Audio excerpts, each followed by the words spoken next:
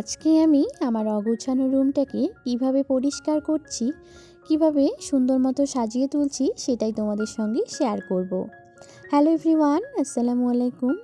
Welcome back to my channel. কেমন আছো সবাই? আই হোপ সবাই অনেক বেশি ভালো এবং সুস্থ আছো। আমিও আলহামদুলিল্লাহ অনেক ভালো আছি। আমার নতুন একটি ব্লগে তোমাদের সবাইকে ওয়েলকাম জানিয়ে আজকের ব্লগটি শুরু করছি। আজকের ব্লগে থাকছে আমার এই এলোমেলো অগোছানো রুমটাকে আমি কিভাবে সুন্দর পরিপাটি করে সাজিয়ে তুলবো সেটাই তোমাদের সঙ্গে শেয়ার করব। তার আগে কিন্তু এদিকে দেখো রান্না বসিয়ে দিয়েছি। আজকে কিন্তু শর্টকাট তেমন কিছু করব না, সিম আলু ভাজা করব আর ডাল রান্না করব, কারণ আজকে আমার অনেকগুলো কাজ, সে কারণে কিন্তু এদিকে দেখো আমি ভাত নিয়ে নিয়েছি। রাতের একটু আলু ভাজা ছিল, এখানে আলু ভর্তা আর এদিকে একটা ভাজা, কারণ আমি অনেক কাজ বাজ করেই কিন্তু ছান করেই একদমই কাজে লেগে পড়েছি রান্না করতে। কল থেকে পানি নিয়ে আসলাম, আম্মু কিন্তু ওই যে ভাত দেখলাম ওগুলা বড় জার ঘর থেকে নিয়ে এসেছে। বাসন কয়েকটা মেজেই কিন্তু রান্না বসিয়ে দিয়েছি। ওই যে বললাম তেমন কিছু রান্না করব না, আজকে সিম্পলি থাকবে ডাল। এদিকে দেখো টমেটো দিয়ে মুসুর ডাল রান্না করেছি আর ওখানে কিন্তু সিম ভাজা। তো চলো ঘরে যাওয়া যাক। এখন দেখো ঘরে আসে, বিছানা কিন্তু একদম অগোছানো হয়ে আছে বিনা চাদরে। আসলে না, বাবু টয়লেট করে দিয়েছে, চাদরটাকেও ধুয়ে দিয়েছি, সে কারণে কিন্তু এখন একটু নতুন একটা ভালো চাদর পেতে দেব। তার আগে কিন্তু বালিশগুলো সরিয়ে নিলাম। আর জানো তো, বিছানার একদম যদি ঠিক না থাকে তাহলে কিন্তু পুরো ঘরের লুকটাই চেঞ্জ হয়ে যায়। কেমন লাগে বিছানাটা পরিপাটি থাকলে কিন্তু কিভাবে কোন জিনিসটা কিভাবে থাকুক, বিছানা সুন্দর মতো থাকলে সব কিছুই সুন্দর লাগে। তোমরা জাস্ট লক্ষ্য করো, আমি এদিকে বিছানা করছি আর বাবু কিভাবে দুষ্টামি করছে। বালিশগুলো এনে রেখে দিলাম, সেগুলোও কিন্তু ফেলে দিল। আর সব জিনিসেই আমি যেগুলো ঠিক করে রাখতেছি সেগুলোও বারবার অগোছানো করে দিচ্ছি।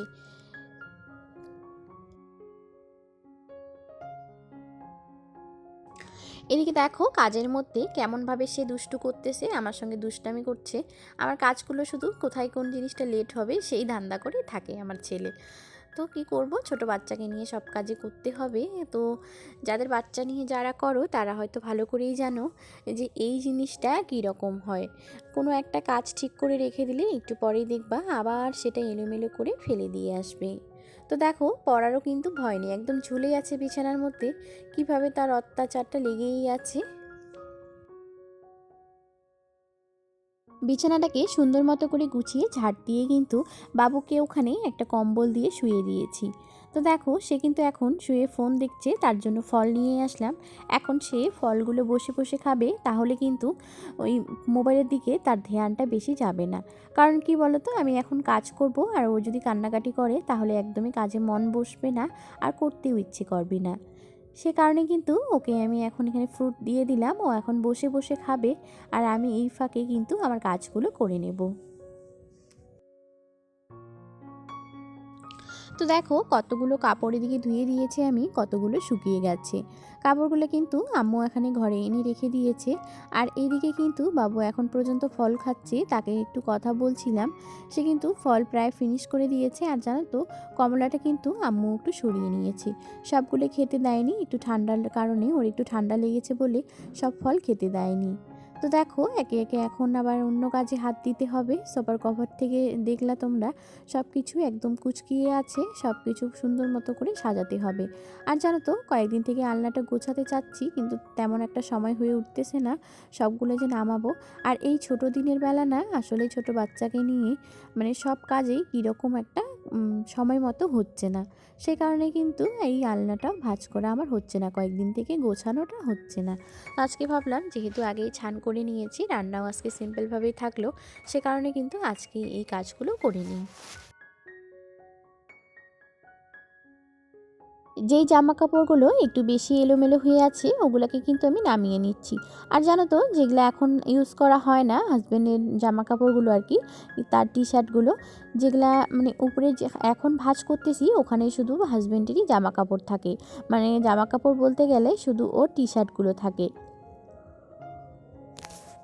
কোথাও গেলে পরে শার্ট পরে, এমনি কিন্তু বাড়িতে কখনোই শার্ট পরে না।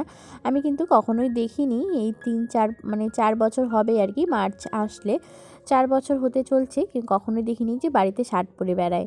এই টি শার্টগুলোই পরে, সে কারণে কিন্তু এই টি শার্টের অনেক টি শার্ট হয়ে আছে। সো এখন যেগুলো লাগে না ওইগুলো কিন্তু আমি আলনার পিছনের সাইডে রেখে দিব, পিছনে অনেকটা মানে প্যাসেজ আছে আর কি, সেখানেই রেখে দিব। তো এখন দেখো এগুলো সুন্দর মতো করে গুছিয়ে নিচ্ছি। আর জানো তো কয়েকদিন থেকে না একদমই ভালো হচ্ছে না আমার কাজগুলো করা। ছোট ছোট করে আমি গুছিয়ে নিই সুন্দর মতো করে, কিন্তু একদমই হয়ে উঠছিল না বলে আজকে ভাবলাম আজকে সুন্দর করে গুছিয়েও নেব, তোমাদের সঙ্গে শেয়ার করতেও থাকবো। সবার থেকে উপরের পার্টটাতেই আছে হাজব্যান্ডের টি শার্ট, তারপরে এই যে দেখতে পাচ্ছ সেকেন্ড পার্টটা, এখানে আছে শুধু আমার কুর্তি আর নাইটি। আমি না সবসময় চেষ্টা করি পার্ট পার্ট করে রাখার, তাহলে তার জিনিস সে খুঁজে একদমই সুন্দর মতো করে পাবে। আর জানো তো একটা জিনিস কিন্তু খুঁজতে গেলে অনেক জিনিসই এলোমেলো করে দেয়, সে কারণে আমি চেষ্টা করি আমি এভাবেই আলনাটা গুছানোর চেষ্টা করি, তাহলে কি হয় যেটা ওর লাগবে মানে তখন ও ওইটা বের করে নেবে। আর এই যে তোমরা দেখতে পাচ্ছ মানে একদম থার্ড পার্টটা, সেখানে কিন্তু দুজনের একটু মিক্সিং করানোই আছে, এখন ওটার সময় মানে ঠিক করে রাখবো আর কি এই সময়টা। সো এখানে কিন্তু হাজব্যান্ডের প্যান্ট থাকে এক সাইডে, এক সাইডে আমার প্যান্টগুলো, চুড়িদারের প্যান্ট বলো, কুর্তির সঙ্গে সেট প্যান্ট বা আরও লেগিংস এইগুলো থাকে। আর ওর এদিকে কিন্তু ট্রাক স্যুটগুলোই থাকে। আর জিন্স প্যান্ট আমি আলাদাভাবে রেখে দিই, জিন্স প্যান্টগুলো। আর ওর যে মোজা সোয়েটার ওগুলোও কিন্তু সব আলাদা আলাদা রেখে দিই। তো দেখো কিভাবে গুছাচ্ছি সবটাই দেখো, সম্পূর্ণ ভিডিও কোনো স্কিপ না করে। আশা করছি আজকের ভিডিওটাও তোমাদের অনেক ভালো লাগবে। বাবুর আর আমার কয়েকটা নতুন জিনিস বাইরে আছে, এগুলো কিন্তু বাবুরে সব কিছু, এগুলাও কিন্তু উঠিয়ে রাখবো, যেগুলো মানে নতুন জিনিস, এগুলো নতুন জামা কাপড় একটু ধুয়ে দিয়েছি, তারপরে কিন্তু উঠিয়ে রাখলাম। এদিকে দেখো শোকেসের মধ্যে কত জামা কাপড় হয়ে আছে, একদম জড়ো লেগে আছে, এগুলো হয়তো 2-1 দিনের মধ্যে পরিষ্কার করব, কিন্তু এখন আর হচ্ছে না। সো এদিকে আমারও জ্যাকেট সোয়েটার বলো, আর হাজব্যান্ডেরও সোয়েটার জ্যাকেট আছে নতুন নতুনগুলো, ওগুলো কিন্তু সুন্দর মতো করে এখন উঠিয়ে রাখবো। এতক্ষণ থেকে যারা ভিডিওটি দেখছো লাইক দিতে ভুলে গেছো, প্লিজ একটা লাইক করে দাও ভিডিওতে। তোমাদের একটা লাইক একটা কমেন্টই আমাদের আরও উৎসাহিত করে নতুন নতুন কিছু করার। জ্যাকেট সোয়েটার সমস্ত কিছু ভালো করে ভাঁজ করে উঠিয়ে রেখে এদিকে দেখো আমার সমস্ত কিছু পছন্দের চুড়িগুলো বের করে নিলাম। আর জানো তো আমি চুড়ি অনেক পছন্দ করি, কোথাও অনুষ্ঠান মানে যে কোনো ওকেশন থাকলে কিন্তু চুড়ি আমার পরতেই হবে, এমন একটা ব্যাপার। তো দেখো এখানে কয়েকটা চুড়ি আছে, বাবু কিন্তু বাবু হওয়ার পর থেকেই আমার মানে যখন থেকে বাবু হাঁটে আর কি, তখন থেকে কিন্তু আমার চুড়িগুলো আর থাকে না জায়গা মতো, সব সময় সব এদিক ওদিক করে ফেলে দেয়, এলোমেলো করে মানে হারায় ফেলে। অনেক কিছু প্রবলেমের মধ্যেই আমার চুড়িগুলো শেষ হয়ে গেছে। তো দেখো যেইটুকুন আছে ওইটুকুনে আলহামদুলিল্লাহ, ওগুলো একটু সাজিয়ে ভালো করে রাখবো, সাজিয়ে গুছিয়ে তোমাদের সঙ্গেও শেয়ার করি। আর কে কে চুড়ি পছন্দ করো অবশ্যই কিন্তু কমেন্টের মাধ্যমে জানাতে ভুলো না। আমি যখন চুড়িগুলো সুন্দর মতো করে সাজিয়ে নিচ্ছি, ভাস্তিও এসে গেছে, ভাস্তিও আমাকে একটু হেল্প করে দিয়েছে। তো দেখো এখন আমি সমস্ত কিছু চুড়ি সুন্দর মতো করে গুছিয়ে নিচ্ছি, হাজব্যান্ডও চলে এসেছে।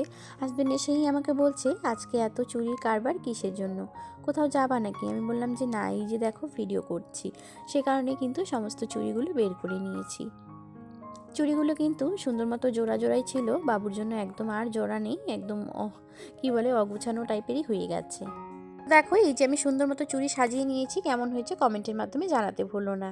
বিকেল হয়ে গেছে, কাপড়গুলো যেগুলো ধুয়ে দিয়েছি, এই যে দেখো এই কাপড়গুলোই আজকে ধুয়ে দিয়েছি। এখানে আমার কাপড় আছে এদিকে, আর এক সাইডে কিন্তু মানে ওখানেই আছে মেজো যা আমার থেকে আর কি, যিনি বড় ওনার, তারপরে আছে একদম বড় যার, আমরা 3 যা, আমি কিন্তু ছোট। সবার কাপড় চোপড় এনে রেখে দিয়ে আমি চলে আসলাম, একটা ননদের বিয়ে হবে বলে বাড়িতে খাটটাট সব রেডি করছে। ওখানে গিয়ে একটু চা নাস্তা করে দেখি চলে আসলাম, এসে দেখি হাজব্যান্ড কিন্তু মাছ নিয়ে এসেছে, আর এখন মাছ রান্না করতে হবে, সে কারণে কিন্তু দেখো আমি রান্না বসিয়ে দিয়েছি, এটা হচ্ছে রাতের রান্না। তো আজকে রাতে রান্নার মেনুতে মাছই করব। সো দেখো এদিকে তেল দিয়ে দিয়েছি, তেলটা গরম হয়েছে, এখন সুন্দর মতো করে মাছগুলোকে আগে এপিট ওপিট ভেজে নেব। আমি যখন মাছগুলো ভাজতেছি তখন হাজব্যান্ড এসেছে, এসেই বলল আমি এক জায়গায় যাব, তুমি আম্মুর জন্য আর তোমার জন্য রান্না করো। তো আম্মুকে বললাম, আম্মু বললো আজকে আলু দিয়ে নাকি খাবে, সে কারণে কিন্তু দেখো এখন আলুও কেটে নিয়েছি, এখানে পেঁয়াজ মানে মশলাটা আর কি রেডি করে নিয়েছি। সো এখন কিন্তু আলু দিয়ে মাছ রান্না করব। তোমাদের ভাইয়াও কিন্তু বাড়িতে নেই, আমার হাজবেন্ড গেছে দাওয়াত খেতে, সে কারণে কিন্তু এখানে 5 পিসের মতোই রান্না করব আমি আর শাশুড়ি মা আর বাবুর জন্য 5 পিস রান্না করলেই আমাদের হয়ে যাবে 3 জনেরই। আর ওদেরকেও একটু তরকারি দিই যাদেরকে, সে কারণে ওদেরকেও দিব এখান থেকেই। আর আজকে তেমন কোনো রান্না করব না। আজকের ভিডিওটি এখানেই শেষ করছি। ভালো লাগলে লাইক কমেন্ট শেয়ার সাবস্ক্রাইব করে দিও।